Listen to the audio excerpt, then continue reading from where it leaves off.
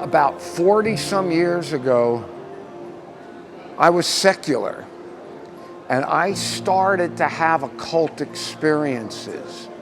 I was getting into the occult and I decided I'm gonna read about the occult.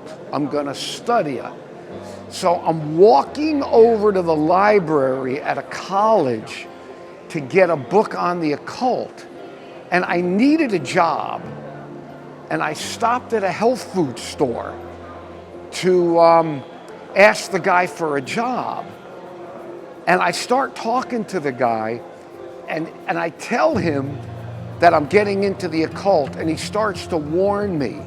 He talks about the devil. Well, telling me about the devil, he might as well told me Santa Claus wasn't gonna come to my house. And he says, read this book. And he hands me a book. I never saw the book before. And I go over to the library to get a book on the occult. And the bottom line is I'm walking through the library, and literally, for the first time in my life, I have a book on the occult in one hand, and literally, for the first time in my life, I have the book the guy handed me in the health food store. The occult book in one hand, the Great Controversy in the other.